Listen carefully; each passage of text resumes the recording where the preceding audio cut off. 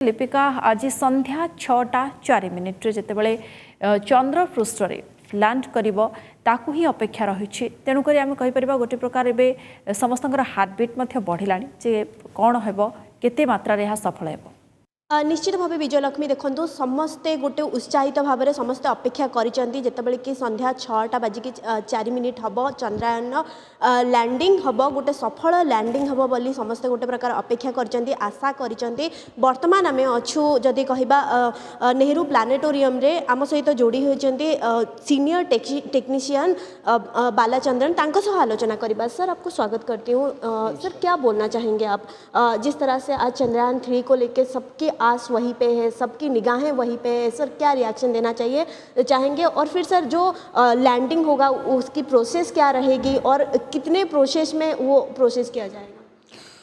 देखिए हमारा जो चंद्रयान 3 पे पूरा देशवासी नहीं पूरा दुनिया इसके नज़र रखे हुए हैं, क्योंकि हमारा ये बहुत ही प्रेस्टिजियस एक मूवमेंट होगा ये, क्योंकि ये टच अगर चंद्रमा पर ये लैंड कर लेता है साउथ पोल पर तो दुनिया का सबसे पहला देश होगा भारत, इसलिए बहुत इंपॉर्टेंट है इसको विजय प्राप्त करना। और इसमें प्रोसेस ये होगा क्योंकि जैसा आपको मालूम है जो हमारे पास एक मॉडल यहाँ पर रखा हुआ है, ये इस रॉकेट से हमने इसको भेजा था GSLV Mark 3 रॉकेट जो हमने भेजा है वो, उसके अंदर पेलोड होते हैं, कई तरह के पेलोड होते थे। एक इसका मॉडल हमने रखा हुआ पर ये लैंडर है और उसके ऊपर ये प्रोपल्शन मॉड्यूल होता था उसमें, और उसके अंदर ये रोवर उसके अंदर है, ये उसके अंदर ही है, अभी भी इसके अंदर ही है। वो लैंडिंग के बाद ये बाहर आएगा तो ये 17 तारीख से प्रोपल्शन मॉड्यूल उससे अलग हो चुका है। अब सिर्फ ये और ये इसको दोनों देखिए ऑर्बिट में ये घूम रहा है। अभी इसका स्पीड जो है बहुत ज़्यादा स्पीड है, कभी 4000 किलोमीटर के हिसाब से ये जा रहा है। इसका स्पीड कम करके वो थोड़ा चैलेंजिंग चीज़ यही होता है, क्योंकि इसका स्पीड कम करके इसको ऑर्बिट चेंज करके फिर इसको नीचे धीरे धीरे इसको नीचे लाना है। अब ये बिल्कुल हॉरिजॉन्टल ये चल रहा है, तो धीरे धीरे इसका स्पीड कम करके इसको वर्टिकल लेके आना और धीरे धीरे इसका स्पीड जो है सो मॉनिटर करके धीरे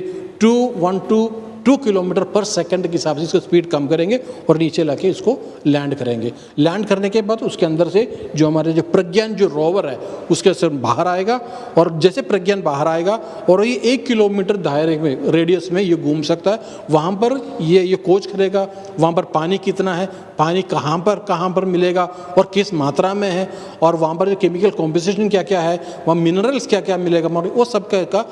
केमिकल एनालिसिस करेगा और उसके बाद इसका रिजल्ट जो है यहाँ से हमें इसके ऊपर भेजेगा। ये हमने क्या एक्सपेरिमेंट किया है और इसमें से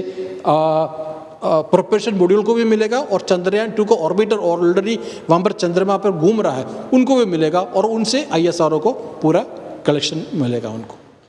देखो सर अगर बात करें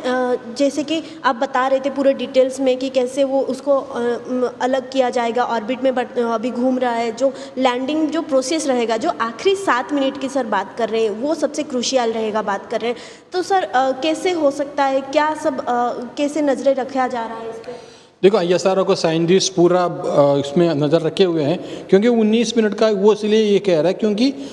19 जैसे 4:45 से लेके जो 19 मिनट है वो उस समय इनका जो कम्युनिकेशन उनके साथ नहीं रहेगा, उनको सिर्फ एनिमेशन के साथ ही उनको काम करना है, उनको जो भी काम करना है वहाँ पर जो काम करना है वो इसके लैंडर को खुद करना है, इसलिए वो थोड़ा सा क्रूशियल बताया। लेकिन ऐसे कुछ नहीं है, क्योंकि इसमें अलग तरह के कैमरे लगे हुए हैं, अलग तरह के स्पीडोमीटर लगे हुए हैं, उनका वेलोसिटी मीटर लगे हुए, सब इनका कंट्रोल करके धीरे धीरे ये पृथ्वी उसके चांद के धरती पर उतरेंगे। सर अगर बात करें चंद्रयान 1 की, चंद्रयान 2 की बात करें सर, उसमें क्या चूक रह गई थी जिसको ध्यान दिया जाएगा इसमें?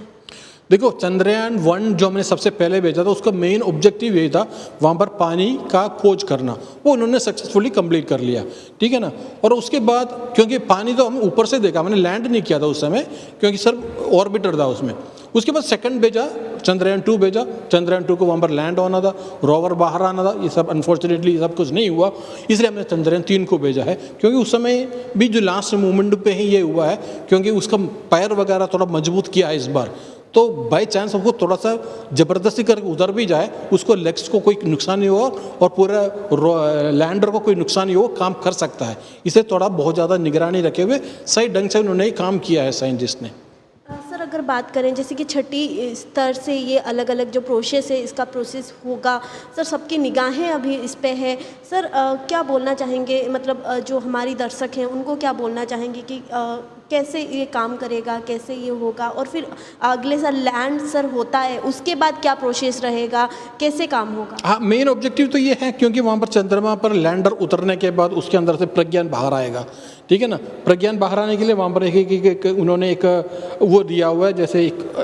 रोब दिया हुआ है, उसी में से बाहर आना है। ये धीरे धीरे बाहर आएगा, उसके बाद ये चलना शुरू होगा,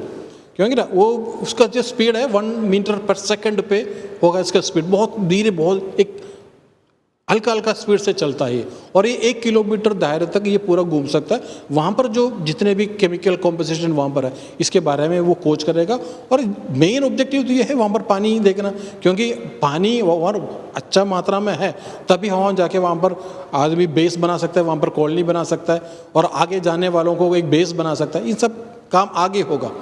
सर कल एक खबर भी आई थी कि चंद्रयान 2 का जो ऑर्बिट है वो भी रिस्पॉन्स किया है, चंद्रयान 3 का जो ऑर्बिट के साथ रिस्पॉन्स किया है। जी, चंद्रयान 2 को जो हमने भेजा था उस समय इसको ऑर्बिटर ऑलरेडी वहाँ पर था, तो चंद्रयान 3 को जो भेजा गया तो 2 दिन पहले उनके साथ कम्युनिकेट हुआ है। ये बहुत अच्छी खबर है क्योंकि उन्होंने हज़ारों फोटोज उन्होंने भेजा है। ये ऑर्बिटर चंद्रयान 2 का जो ऑर्बिटर है उसको फ़ोटो उन्होंने भेजा और उसके मदद से ही हम उसको लैंडिंग सही ढंग से कर पाएंगे, क्योंकि उसको जो फोटो से जो एरिया है जहाँ पर हमें लैंड करना है उस एरिया को बिल्कुल नाप के उन्होंने भेजा है, भाई आपको कहाँ लैंड करना है। अगर जहाँ पर गड्ढे नहीं होना चाहिए, बहुत बड़ा बोल्डर्स नहीं होना चाहिए, तो वो बहुत ज़्यादा काम कर रहा है, कम्युनिकेट हो चुका है। वो बहुत अच्छी खबर है भारत के लिए। सर क्या क्या चीज़ ध्यान में रखनी पड़ेगी? जैसे कि आप बता रहे थे कि दक्षिण में भारत पहले होगा वहाँ पे लैंड करने में, पूरा सारे दुनिया की नज़र आज उस पे है। सर किन किन चीज़ों पे ध्यान रखनी पड़ेगी? जैसे आप बता रहे थे कि समतल होना चाहिए, मतलब कोई पथराव जगह ना होना, क्या क्या सर है? मेन तो क्योंकि जो साउथ पोल जो एरिया है बहुत ज़्यादा गड्ढों से भरा हुआ है, कोई डार्क एरिया है वहाँ पर, इसलिए लैंड करना इतना चैलेंजिंग है को, इसलिए वहाँ पर अभी तक दुनिया का कोई भी देश जो वहाँ पर लैंड नहीं कर पाया। अभी पिछले हफ्ते ही आपने देखा कि रशिया का लूना 25 जब वहाँ पर क्रैश कर गया है, अनफॉर्चुनेट है ये। और हम भी कोशिश करेंगे वहाँ पर लैंड करने की, और हमें ये देखना है वहाँ पर मेन जो गड्ढे में है, जो गड्ढे बचा क्योंकि लैंड करेगा भी गड्ढों के बीच में, लेकिन एक मेंसिनियस करके एक बहुत बड़ा क्रेटर है, जो नया क्रेटर बना है उसके आसपास हमें हमारा जो लैंडर को लैंड होना है और वहीं पे होगा। सर अगर बात करें जैसे कि पानी की बात भी आई, चंद्रयान 1 को भेजा गया था, पानी का फ़ोटो लिया था, अगर चंद्रयान 3 अभी लैंड होता है सर, जो पानी की जो खोज हुई है सर, इसके ऊपर क्या?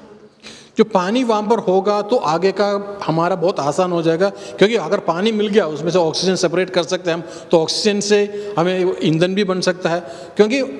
इतना हम भारत जो भी देशवासी है, जो इंसान है, हम चंद्रमा तक नहीं रुकने वाला, क्योंकि उनको और आगे बढ़ना है, क्योंकि हमारा दिमाग वैसे चलता रहता है। मंगल पे जाएंगे, उससे आगे जाएंगे, जैसे टाइटन है, सैटर्न का, वहाँ पर भी जीवन होने के चांसेस है, तो वहाँ जाने के लिए एकदम वहाँ नहीं जा पाएंगे। एक बीच में आपको कहीं ब्रेक देना पड़ेगा, कहीं रोकना पड़ेगा। जैसे चंद्रमा एक ऐसा जगह।